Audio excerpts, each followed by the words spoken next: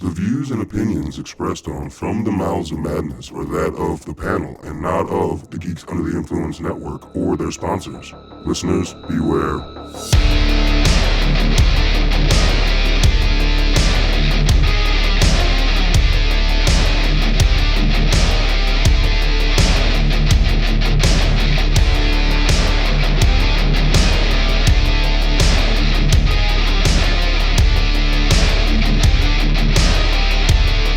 So I'm always tired of people like complaining about foreign language horror movies. Yeah. Like, I might check that out, but then I gotta fucking read, and it's such a fucking like, and they're like, well, I'm just waiting for the Americanized version of shit. It's like, no, you can watch the foreign version, and honestly, we've covered a few that you might want to stay with the original foreign version than the Americanized version of that horror movie. And with even if they don't do an Americanized version, like a dubbed version. It takes so much away. It's fucking terrible, right? Because I don't know about you, but like during this movie, when I just reading some of the captions, I was like, they fucked up translation. Yeah. So if you dub it, and it's just like doesn't line up. There's only one time where I was seeking out the dubbing, and it wasn't a movie. It was a fucking TV show, and it was goddamn Squid Games. Oh yeah, Squid Games, dude. The dubbing actors' voices were terrible. No, terrible, but on such exaggerated. That like the crazy lady, they're like, I can't believe I'm gonna do this, and like the gangster was like, all right, bitch, you're out of my way. It was so exaggerated that it was fun, but the original one's so much better though. But that's the exception. Most of the time, fuck dubbing, go with subtitles. Yeah. And so when people are like, well, I didn't want to have to fucking read. Okay, cool. You know what? I'll watch this fucking amazing horror movie that came from a different country. And you just get upset because reading. Because you do limit yourself a lot. Because reading hurts my brain. We've covered a lot of foreign horror films that came out. Now, you have as many stinkers as you do American horror films, but you know the ones that are good are fucking good. And again, I mean, this director now is starting to roll out. So we'll see some decent shit, but you gotta read. Yeah. Sorry, guys. Fuck reading. God sorry. Damn it. All right. I'm Lowdown. F you, Hunter. What's up, you? Possessed bitch? I don't know. Necklace necklace swallowing. Necklace swallowing and regurgitating. Goat shooting. Yeah. Dude, dog grabbing, kids head dragging. Yep. Fuck that, dude. Yes. Dude. All right. Yeah, we'll get into Tonight on the chopping block, we're going to be talking about the 2023 film When Evil Lurks. And before we dig too deep into this, holy shit, there's a lot. I'd first ask that you please like, comment, rate, review, share, subscribe across all the social web thingy-majiggies, all that stuff. We love it. Spread the virus of the madness. Yeah, so first you got to like. There's 7 rules. First you got to like. You got to say our name. Yeah. It's the complete opposite of the 7 rules, you know. Use electricity to listen, so. Exactly, It's just the opposite of the fucking. Oh, man. Dude, I got to say, I'm going to get that one out the gate. When they showed a dog bite a kid's head, and it was in frame enough where you saw that shit. And then you just see this doll body being dragged off. What the fuck? God, and that's so early in the movie. You're like, oh, okay, that's what we're in for. And it got you because, all right, it was slower in the beginning. It was really setting up that there was this evil presence, you know, but the different families that live in like fucking driving distance because they're giant farms. This is Argentinian, right? Argentinian? Yes. Yeah. Okay, it's all right. Did we say the movie yet? No, I did. Yeah, I said 2023's When Evil Lurks. All right. Yeah, I did. Just making sure. Woo. So it was kind of a slow first 20, 25 minutes, but man, by the time you get Mark 35, when he goes to his fucking ex-wife's house, oh yeah, movie is balls for the rest of the way. Balls out of the fucking wall, dude. I'm gonna throw this out there again. If Dude Man had followed what everybody said, just get the fuck out of Dodge. Don't go. Just don't worry about your shit. Just fucking go. You've had the clues. So many people would be alive. Actually, you know where it started was with the farmer. Because not only did he shoot the fucking goat, then his wife hacked him in the goddamn head with a fucking axe. That was so. And then she just like slowly is dying while she keeps. That scene was fucking amazing. Because it was so instantaneous. He fucking shoots the goat and then like don't. Yeah. But then she hit herself like 4 times with the axe, dude. But you also had in the head before that the cleaner that they discover in the woods. Yeah. Somebody fucked this dude up. He's cut in half. Yeah. You had your hit. Yeah. You could end up like that motherfucker. Bye-bye. Yeah. Get in the truck. Get out. Just drive. Gone. Just drive. And right out the gate, we're going to be jizzing all about the fucking practical effects in this movie because it was so, god damn it. Dude, I'm sorry. I got to reiterate, that side shot that is the screen cover shot. That's the poster of the movie. That scene is like she just keeps hitting herself with an axe. Yeah. Like, goddamn. Obviously, I know it's a demon, but the way they shoot that is because you see her slowly dying. Thunk. Yeah. Thunk. I just love the setup that at this point they're like, they bring up, what about a church? Churches, they don't exist anymore. Church is like, dead. Holy shit. Yeah. And it's like, shit's so fucked up. And like, obviously, a lot of people's go-to is go to a church. It's fucking evil. That's demons. No. None of that shit works. No. To the point where they go, what's y'all's purpose then if you're not going to help us defeat this evil? Mm-hmm. All right, well, bye. Fuck you, churches. Yeah, and I like how they drug out the reason, the backstory throughout every time there was a driving scene, there was always usually like a snippet of the story. Yeah. Being told of the downfall. Because basically it's post-apocalyptic, but doesn't look post-apocalyptic. You're like, well, or you could just kind of look at it as, something we experienced a few years ago. This pandemic, like, oh, that's a California problem. Oh, that's a Ohio problem. Yeah. Oh, shit, that's our fucking problem. Yeah. And that's kind of how this is. Like, you heard about all that shit that happened on the other side of the country, and you're like, yep, that sucks. And like, you heard it happened somewhere else? Yeah, that also sucks. Like, how the fuck did it end up here? I wonder. Did you think, like...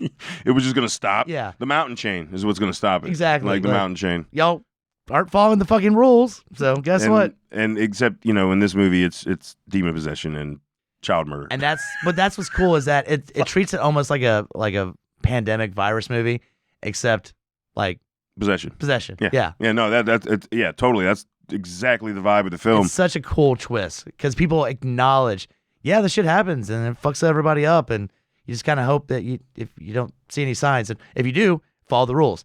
And yet, motherfuckers wouldn't follow the goddamn rules. And like, it's as simple as you fire the gun. All the other sheep run the fuck away, except for the one that's like, yeah, motherfucker, put it on my temple. Like, yeah, he walks up and puts, what the fuck? That dude's like, do it. Come on, do it. Do it.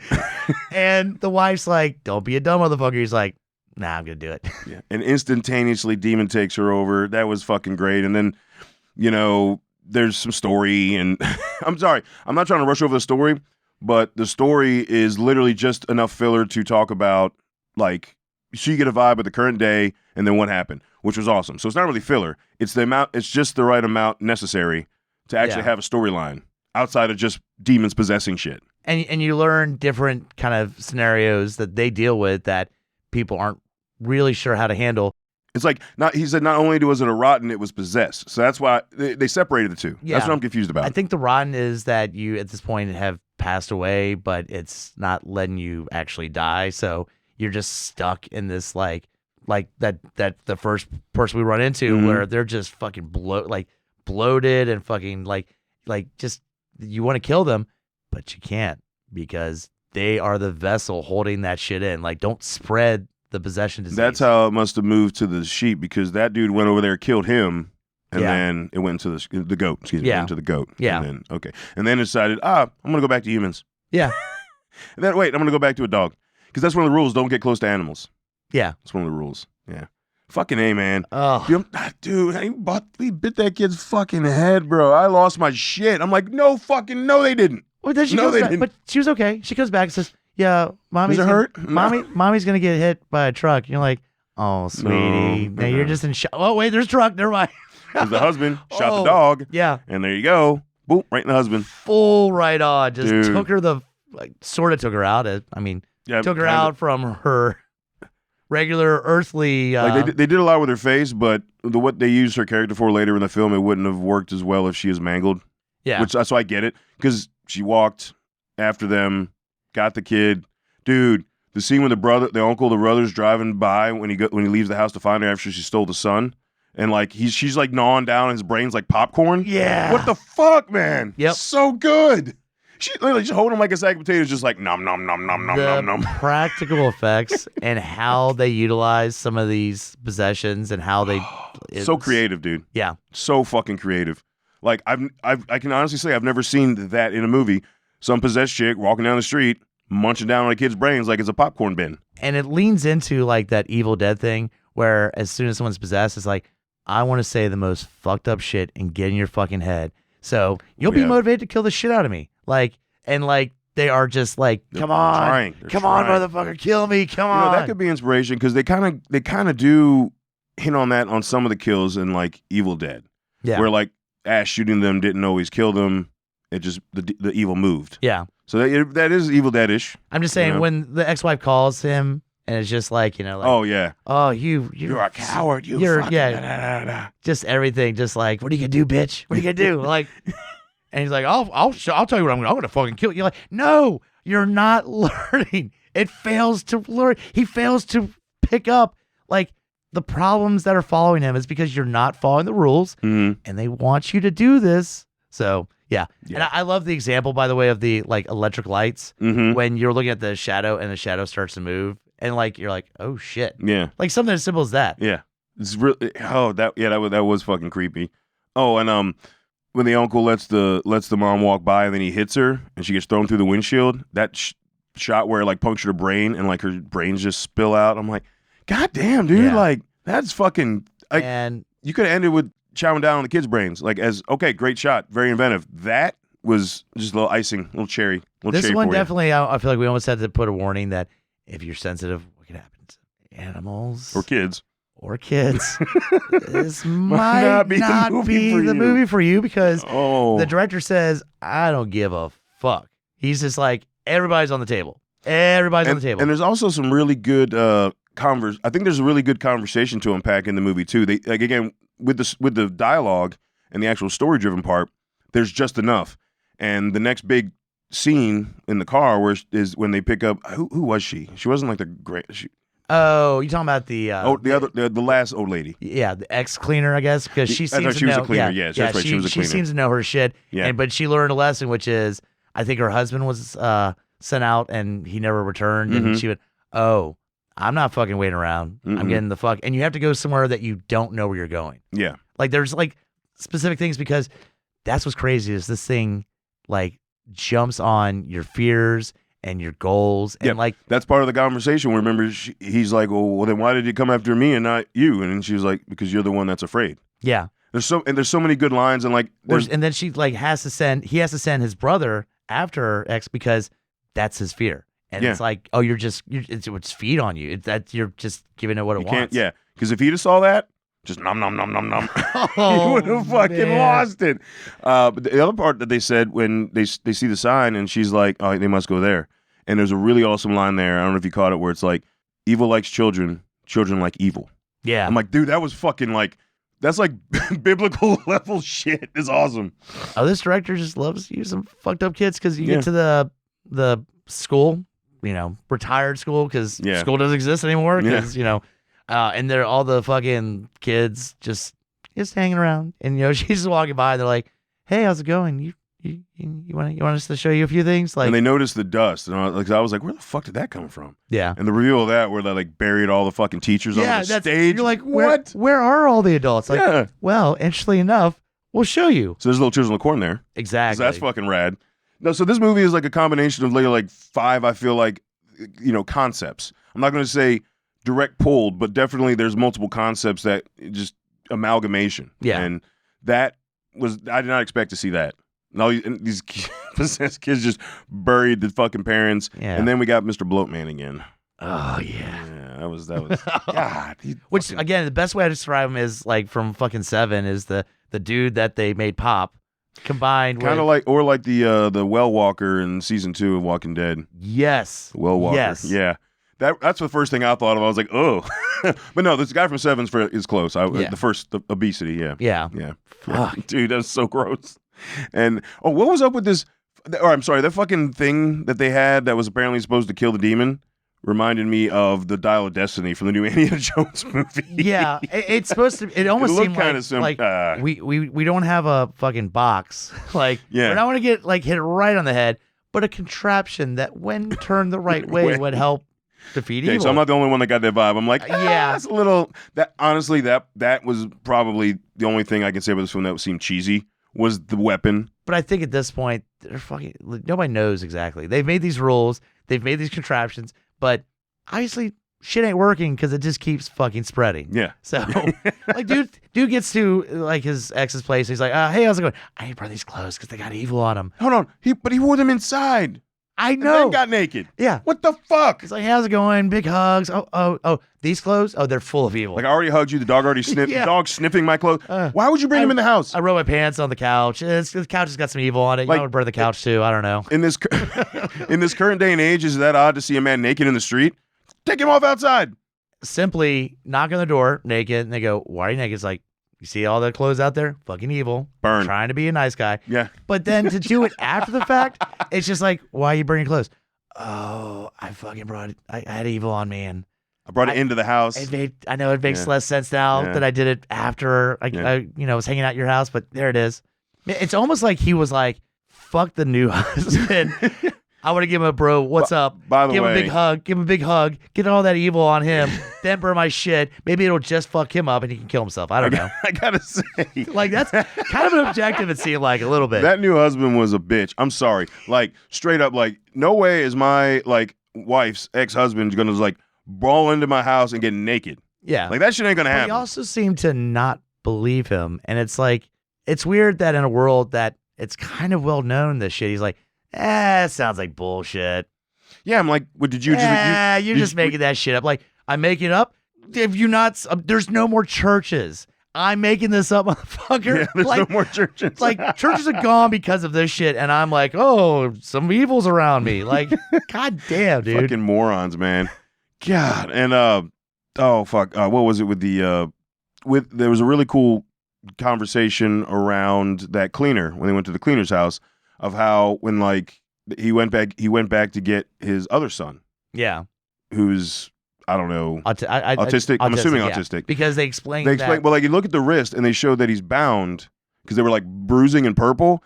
And I love how she talked about how, like, you know, it takes a demon a while to unwind. It could take years to unwind, to like unknot. That's what it was, unknot his brain so they can take over. Which is kind of crazy because you see it then when he's just like, hey, what's going on? You're yeah, like, you're like, what the like? He comes into his grandmother, the main character's mom, and was like, "I'm cold. Can you give me some hot tea, please? Like, I need to warm up." I'm like, "What the fuck, dude?" And you think like, that's weird. He's never talked before, and now. But she explained it, and I'm like, when I saw that, I was like, "Oh, okay." Yeah. The demon done unknotted the brain. Yeah. All right, there we go. And fuck. Then goes back to it, and you're like, "Oh, okay. I guess maybe the demon got tired." No, it just filled his stomach with my grandma. Well, and there's that kid that showed up at his house, a little full with grandma, and asked to stay, and they let him stay in the bar, and like that was it. And I was like, "Where the fuck's the kid?" And I'm glad they answered that with one of the last shots where he goes in and the kid's still sleeping, and he's like, "I heard the voices, and it told me to do this, that, and that." He's like, "What happened to your mom?" I was like, "I ate her too." Yeah. I'm like, "What the fuck, dude?" And then you see the brother's face. And like, then that's when the dad notices the kid's starting to choke on his gelato. Oh, that spoon a little far down. Yeah. Let's get that spoon out. And you've got something else here. Let's just pull that out. Again, the reveal of the grandmother's necklace, dude. And that, because like you're like, okay, we have a pretty good idea with the hair coming out, but once you pull the necklace, you're like, oh, fuck that. Yeah, that was not only did they pull the necklace out, but I'm telling you that shot. Where it like everything else they show just fall to the ground. Yeah. They don't show his mouth that much, except for like a little bit when he's pulling it out. But the necklace, like there's an awesome front view where the necklace just slides out and hangs on the side of his mouth, and it's like it was such a great shot. I don't know if I'd have my fingers that close to that kid's mouth. We said don't bite me. I know, but hey, evil, don't hurt me. I'm just gonna pull shit. Well, I don't know. Evil was gone from him. Is it? He wasn't. I thought so because I thought that was the whole purpose of the kid coming out of Fat Man was he was born. He was trying to be born. Yeah. He just had to find the vessel that he could be in, I guess, long enough. Or I need to rewatch it. I'm gonna have to rewatch this. Yeah, one. But I thought that was part of the conversation from the cleaner is what the demon wanted was a way to be born into flesh. Yeah. Instead of just taking over someone else's body. And I thought that's what the kid was. And that's why the marks on his head won't come off. Oh, yeah. Yeah. He's like, let me watch. Oh, cool. Of our main character. He's like, no, it's there. Yep. I got, yeah. And then the kid just walks off with the rest of the kids. So I'm assuming that was the Antichrist. That's what I'm going with. Did we talk about the older lady, the old cleaner? No. And her fate. Yeah, she took it to the face, some more to the face. And then our main dude's like, let me finish the job. Like, God damn, dude. Suck, dude, because like the little girl's really telling him, because they had to use the weapon. It had to be in the back, the bottom of the neck, the nape of the neck. And of course, it was the fat man was face up, so he had to get under there to move Big Boy. And he's like, it'll take me, I have to rip the whole stage up. He's like, oh, there's an axe. Yeah. And she's like, she's lying. Don't leave me alone. She's lying. Yeah. And guess what? No axe. And she dies. Yeah. It's a fucking, like this, I'm sorry. At that point, I was like, you're a fucking moron. Like, I thought you were a moron at the beginning with like taking the evil to your in-laws house. Through this he's just a moron. Movie. He's just, fair enough. He's just a fucking idiot. Everything that people give him advice about, he's like, cool, thanks for the advice. I'm going to do the exact opposite, and nobody will be affected by it. Oh, shit, people were affected by it. Well, this next time, I will definitely take the advice and do the complete opposite again. Oh, shit, more people. And it's just continuous process. This motherfucker is spreading this shit. I think the whole world is fucked. And it's specifically because of this dude just going, whatever. Whatever, it's fine. Like, we make fun of the new husband for being like, oh, it's all bullshit. But is it worse to believe it and still not follow the process? Like, I don't know. At least you can plead ignorance with the new husband. Yeah. This dude's like, I think it's true. Just, I'm going to go in the house first and then I'll burn the clothes. I'm like, no, dude, that's not, you don't get like it's not like a 5-second rule. Like, I came in real quick, came out, burned the clothes. No. That counts, right? Evil in. No, evil in now. Evil there. Yeah. It's pulling up shop. It's got a love chair in there, a love seat. It's kicking back watching the game, man. Evil's there now, dude. Like, thanks, bro. Yeah, exactly. All right. So if you can't tell how we feel about this film, we'll be right back right after you hear what's going on the GUI network. In a world with too many reboots and remakes, two men will stop at nothing to make it even worse. join Mike the Hobbit and Tandy as they play by their own rules while pitching new takes on some of your favorite and least favorite films and TV shows. What podcast would dare to bring this upon the world? This is Smack My Pitch Up.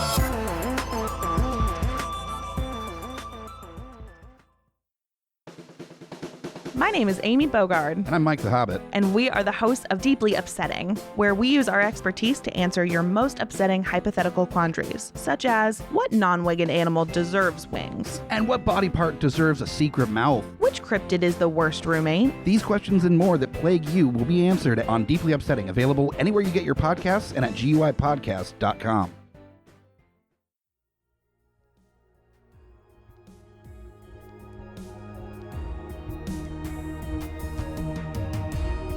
Coming straight from the mouths of madness, I'm Lowdown. I'm FU Hunter. Do you love horror? We fucking do. So this is a podcast dedicated to all things in cinematic horror. We're talking movies, television, composers, special effects artists. We're gonna fucking cover it. So if you love horror, embrace the madness.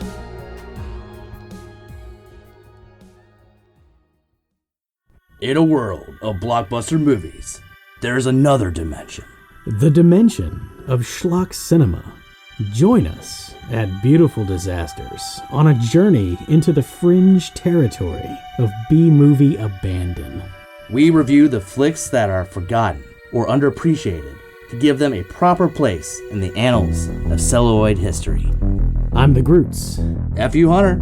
Your guides at Beautiful Disasters. Come along with us for a fun ride. May the schlock be with you. All right, so every one of those shows you can find at GUIPodcast.com or anywhere else you get your podcast, but please go through GUIPodcast.com, because while you're there, you can also go to our links page and click our link to TeePublic, where all the merch is for all the shows under the network. Yeah. Tons and tons and tons of shit. I'm telling you, tons of stuff. Tons of shit. You can get on tons of shit, and shirts, hoodies, tote bags for church. Oh. Churches aren't dead right now. Yeah. Tote bags for church. While there's still churches going on, you might grab a tote bag. Yeah, grab a man's bag and just roll up in a church. Yeah. They'll have no problem with that. Zero problem. Oh, fuck. Or a tote bag for later on when you have to collect your grandmother's remains. God damn it. You got to put her in something. Yeah, put in the tote bag or a necklace, hair. All right, there you go. Oh. Yeah. But remember the Madness Boys when that happens. So fucked. And if you... When you buy some stuff and wear stuff, no matter what it is, because like I said, there's tons of stuff, coffee mugs, tons of shit you can get stuff on. Just tag the individual podcast and the GUI network. We greatly appreciate it. It's, helps everybody out. You got some awesome swag. We got some awesome rep, some word of mouth shit. Appreciate it. Now, holy fuck, this doesn't just pass the chopping block. It didn't even phase it. It's just like, it's embedded in my head. Yeah, no, shit, I'm still thinking about like it survived, dude. I gotta go back and watch it because again, I want to write down the rules and just follow through, and just like now the just kind of absorb because that first time you watch it, you're like, what the holy shit? And I feel like there's still stuff like you might be missing. Yeah. And because I do, Hunter's exactly right. This is definitely a movie you need to focus on. Yeah. Like, there's some horror movies where you pretty much get the whole vibe, and you can kind of, you don't have to necessarily pause it to go out and refill your drink or whatever, because you can hear it. Subtitles. So unless you know Spanish, yeah, specifically Argentinian dialect, you're not gonna know what the fuck they're saying. But B, you could have just missed something like that shadow scene. You would have missed that if you weren't focusing on the TV. It's not a right in your face scene. Exactly. It's just very subtle. Exactly. So this is definitely a movie you need to focus on. And I am really excited to rewatch it. It survived the chopping block. I mean, it actually almost killed the butcher of the chopping block. Yeah. It's like really how good the movie is, dude. He got possessed. He fucked up some shit. This is like good, not in the same way, but as much as I enjoyed it as like Barbarian in 22. Or like, it's one of those movies, man. It's just one of those things where like I do dig like the pandemic virus movies, and I obviously love the possession. It's like, oh no, you got your possession movie also, and my pandemic movie. You got your what and what? Yeah, exactly. It's just like, oh wow, perfect combination. And it's crazy that nobody's really thought about that till now, because you had your little scale of Evil Dead, but this is on such a large giant fucking scale. And we brought up at the school scene, I personally, as being not only a huge King fan, but I do enjoy the story and the first Children of the Corn movie. Yes. That is it. Nothing past 1983 or 4 when that came out. Nothing else exists. The vibe that they throw in there from that, which was like the back 30 minutes of the movie, I really dug that. Yeah. I love it's you could even say a Village of the Damned vibe going on in there. I like throwing that in there is just they kept little topper. All the parents together. Yeah. Just one nice little, mass grave. Yeah, fucking awesome. They put the lime down to help with the rot. No shit. All right, folks. So hit us up at lowdownbrown.gui@gmail.com. Let us know if you've already seen this film, or if you are planning on seeing it, or you maybe already seen it like 5 times. Because I think throughout the next year, I will probably have watched it at least 2 or 3 more times. Now I need to go back and watch the director's first movie. I will fully. Yeah. What are some of those? Terrified. That's right. Yeah. That's right. No, Yeah. I have watched that. Let me know when you watch it. We can cover that. All right. That was a recommended Murph from who has their own horror podcast, Queerdo Babes of the Panorama. Yeah. But yeah. Just look up Queerdos. It popped right up. That was their recommendation to me, and way back. I think watched this first premiere night on Shudder and was telling us too. Roots managed to catch us while I was in theaters for that one weekend.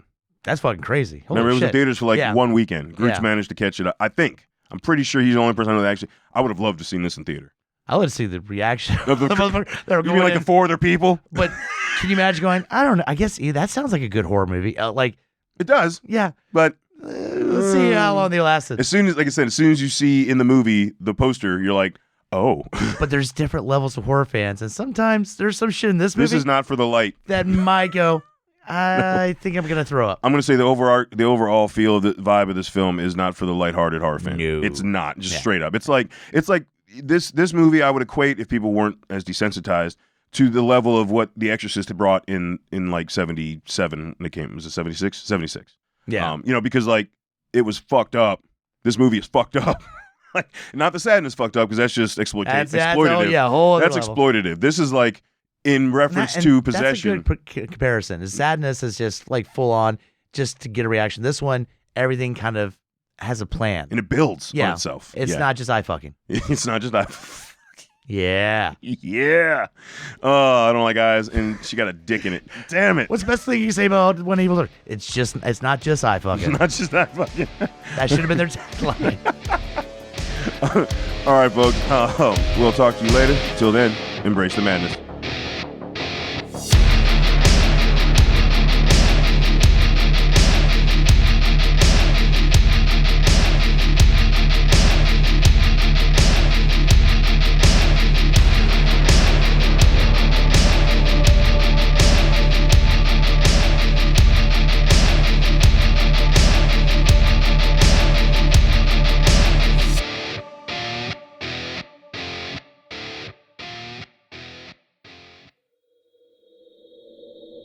Join us at GUIPodcast.com.